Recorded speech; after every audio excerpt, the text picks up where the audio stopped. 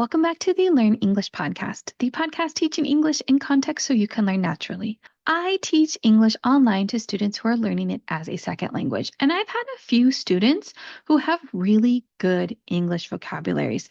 They use very fancy words, some words that you don't always hear in everyday conversation. And when a student speaks and uses these words, it gets your attention. You think, wow, this person has a really good vocabulary. They really know English well. And those are the types of words that I want to share with you today. On today's episode, I'm going to give you 6 of my favorite words that are just fun to say and that can make it sound like you have a really good English vocabulary. These are high-level words. These are sophisticated words, words that people use when they have a really good vocabulary and knowledge of English. And those are the words I want to share with you today. So if you're interested in learning some new vocabulary words, how to pronounce them, how to use them in conversation, then follow along because we're about to begin.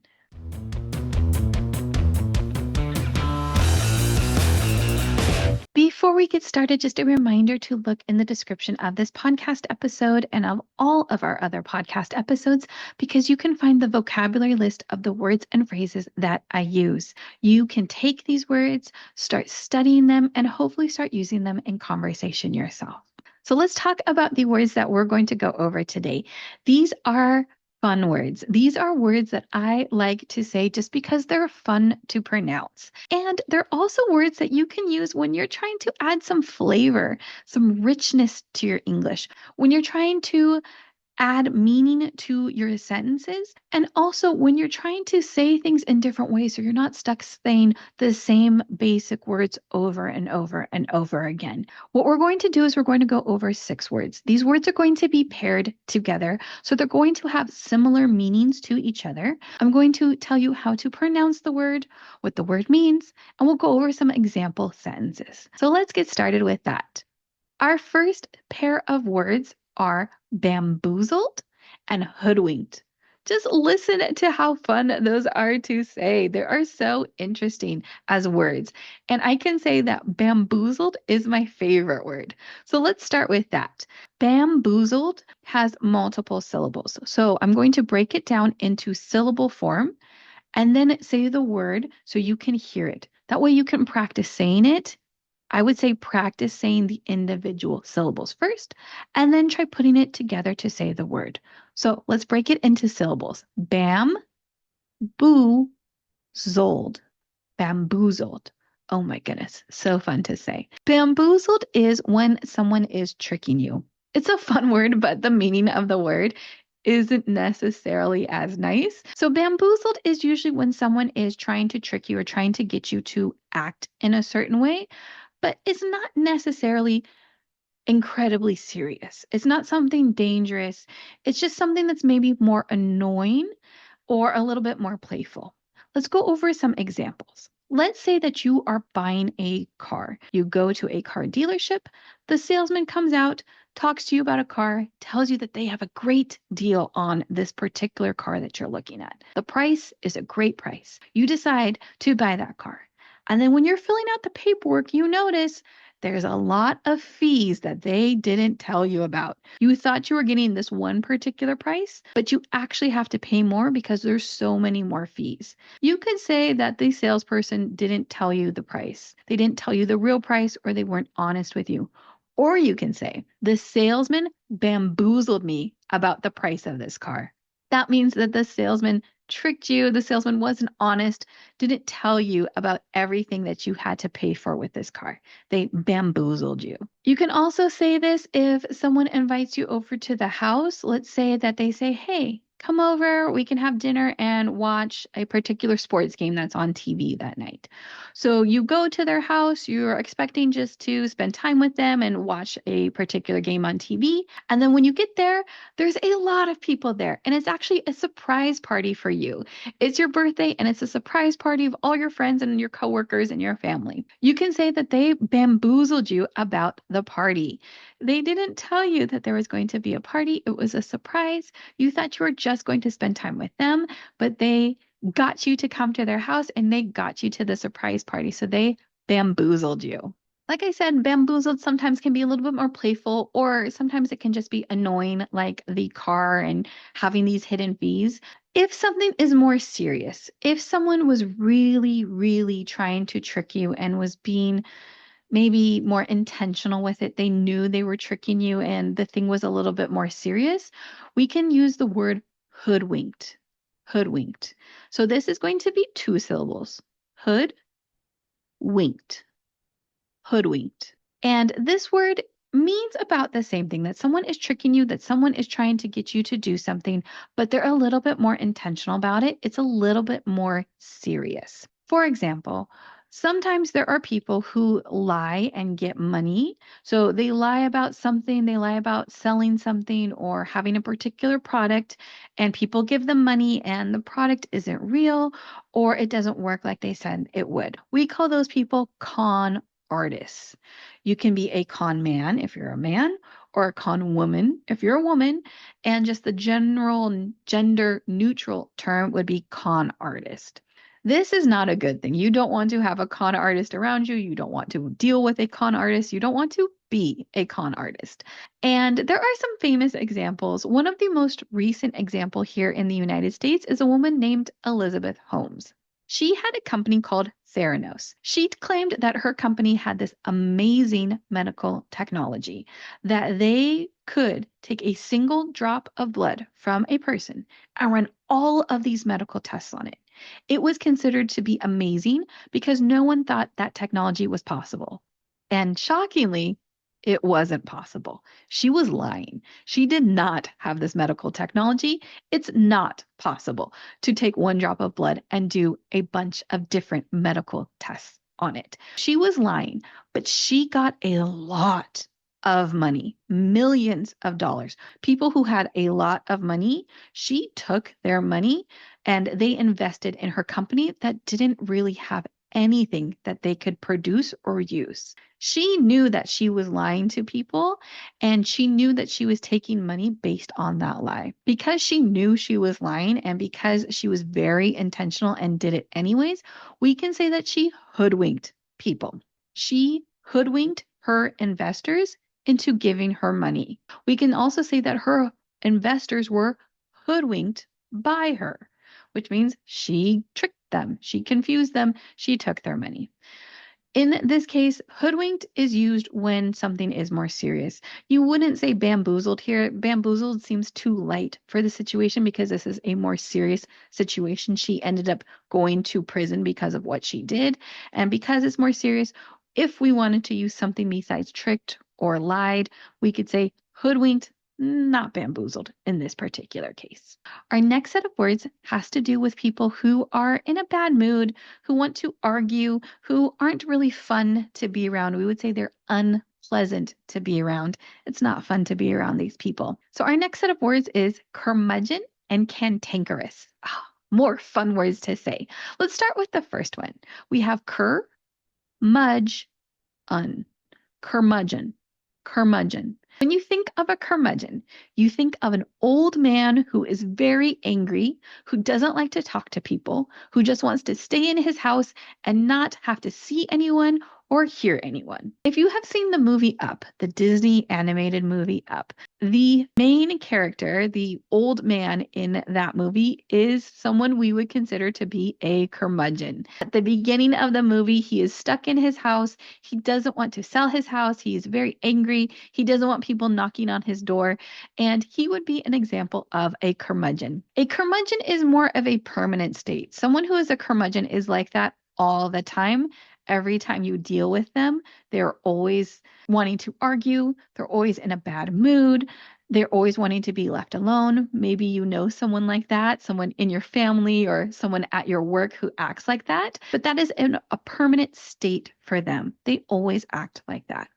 Our next word is not a permanent thing.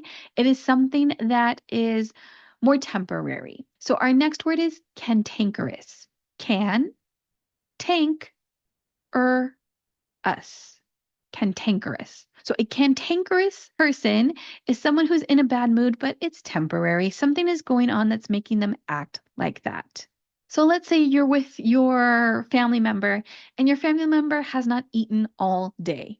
And it is late in the afternoon and they are hangry. So hangry is a combination word that we use here in the United States and it stands for hungry and angry. So when you get hungry, sometimes you get angry. Sometimes you don't want to be around people and you're mad and you just want to eat something. But once you eat something, the bad mood goes away. If someone is hangry around you, if someone is in a bad mood because they haven't eaten all day, you can say that they're being cantankerous. Cantankerous is an adjective. It's used to describe how someone is acting or the state of mood they're in. They're in a cantankerous mood. So if someone is arguing with you, if you have a spouse or a family member who is just criticizing everything you do and arguing with everything you do and they're just in a bad mood, you can tell them to stop being so cantankerous, which means stop being so moody, stop being in such a bad mood. And again, it's just a great word to say and a great word to change someone's attitude when they are being cantankerous. There's better ways to talk about the amount of something that you have, and that is our next set of words. We're going to say plethora and abundance. Both of these words means that you have a lot of something, that there are many of whatever thing you're using. Now with plethora and abundance, what we're going to do is we're going to tie these words to the word of. What you're going to do is say you have a plethora of something, right? Fill in the blank there. When you're talking about plethora, plethora can be a good thing, but it can also be a bad thing. So it depends on what you're pairing it with. Let's say you go to a food festival and there's all these different vendors and there's all this different food. You can say that you have a plethora of food choices, which means there's so many different food options. There's so many things to pick from. Usually someone would consider that to be a good thing. But it could also be a bad thing if we say something negative with plethora. Let's say that I'm talking about my students and I say I have a plethora of homework assignments to grade. Grading takes time, it takes a lot of work, it's a lot of things I have to do. If I have a plethora of homework assignments to grade, that would be a negative thing. That means I feel overwhelmed. It's going to take me too much time. I don't want to do it. So a plethora of homework assignments is a bad thing. That's not something I want. I can also say I have a plethora of things to do, which again would make it seem like I'm overwhelmed. I have so many things to do. It's going to take so much time.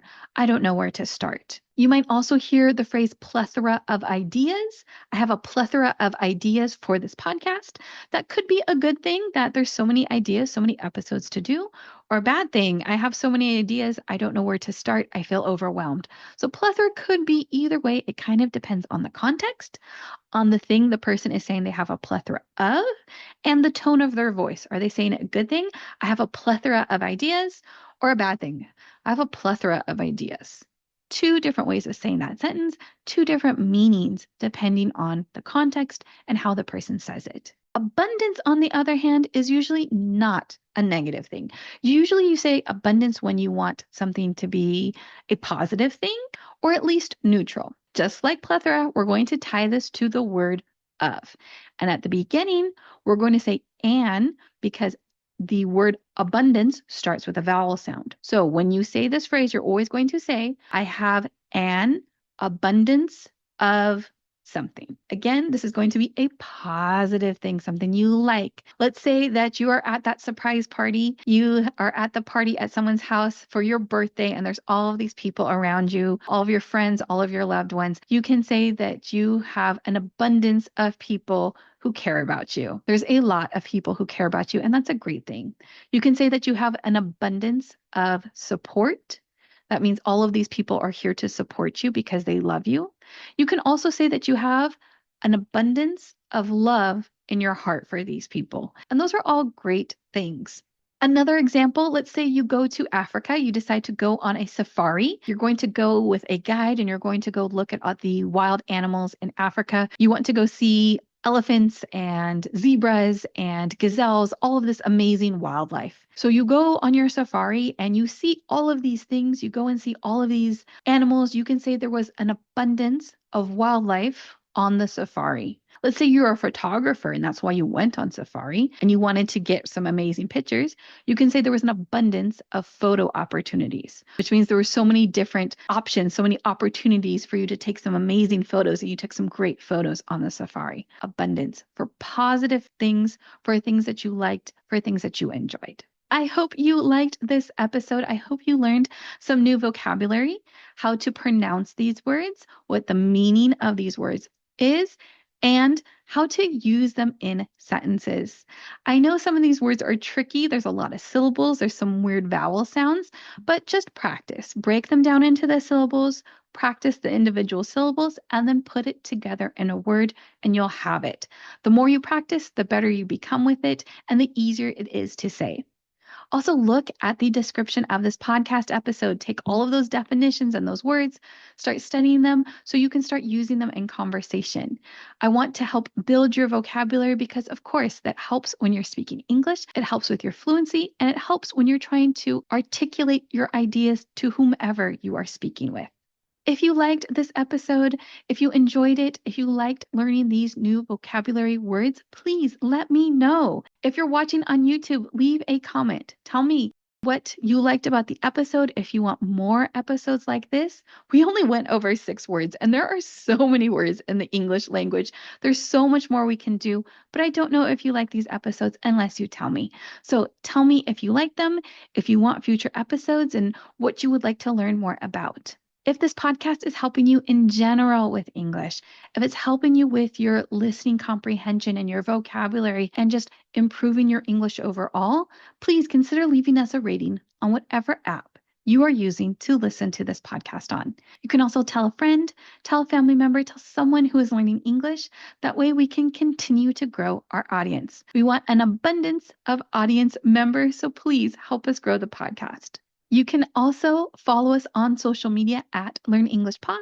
The website is learnenglishpod.com. And remember to like and subscribe so you don't miss our next episode when it comes out next week. Until then, keep learning English.